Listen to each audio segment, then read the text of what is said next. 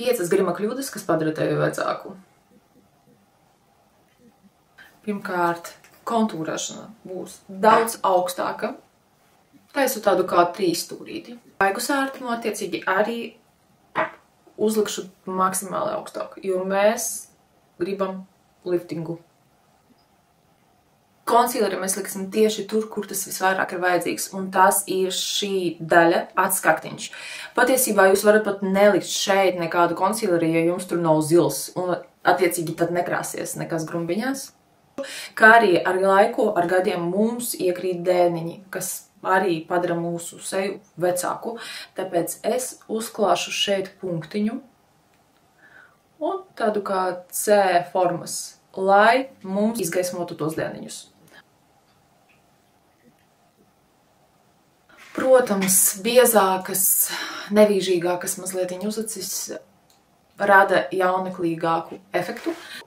Un noteikti uzacis asteņi nedrīkst būt zemāk par uzacis sākumu, jo tā jūs tieši vilksiet to aci uz leju.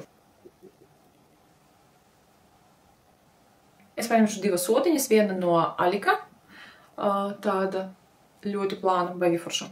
Un otra ir spīķes, 11. Tāda maziņa plāna arī. Es zīmēšu laineri ar otru. Uzņemu zīmolīti. Sekoju vienkārši savai apakšējai acis līnijai, vienkārši paturpinu to. Tad skatoties taisnī, novelku augšējo līniju, paralēli grīdai.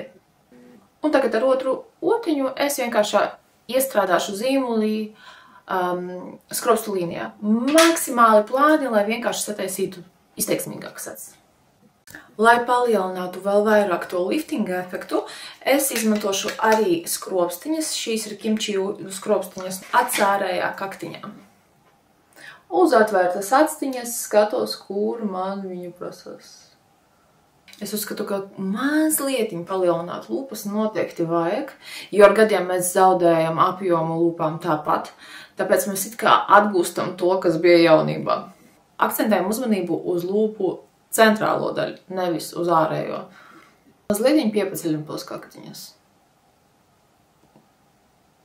Es neeju līdz pašai mutes kaktiņam, es mazliet atkāpjos pāris centimetri.